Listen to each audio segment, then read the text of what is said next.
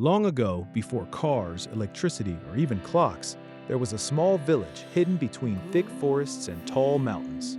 The people there lived by farming, fishing, and listening to the wisdom of the elders.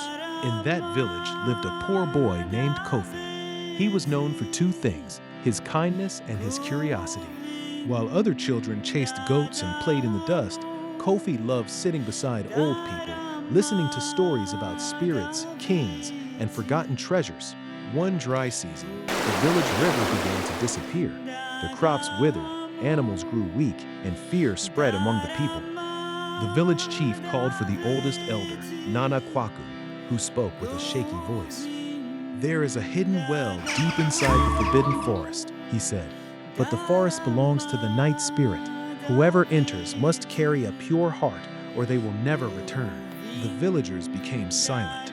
Nobody dared enter the forest. People whispered that strange eyes glowed there after sunset. But that night, Kofi packed a small bag with roasted yam and a calabash of water. Before dawn, he slipped quietly into the forest. The trees were so tall they blocked the sun. Strange sounds echoed around him, branches cracking, birds crying, and sometimes laughter that seemed to come from nowhere. After hours of walking, Kofi found an old woman sitting beside a fallen tree.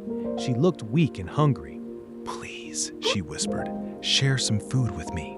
Kofi had little for himself, but he gave her half of his yam and some water. The old woman smiled strangely. Suddenly, the air around her shimmered. She stood taller and taller until she became a glowing spirit wrapped in silver light. "I am the guardian of this forest," she said. "Many came seeking the well, but all were selfish. You were the first to share what little you had." She pointed her staff toward the ground. The earth trembled, and a stone doorway appeared beneath the roots of a giant tree. Inside was the hidden well, filled with crystal clear water that sparkled like stars. "Take this water to your people," the spirit said. "But remember, greed will dry it forever." Kofi filled his calabash and hurried home. When the villagers poured the water into the riverbed, the river began to flow again. Crops turned green within days, and the village celebrated with drumming and dancing for 7 nights without a second. The chief offered Kofi gold and cattle, but the boy refused.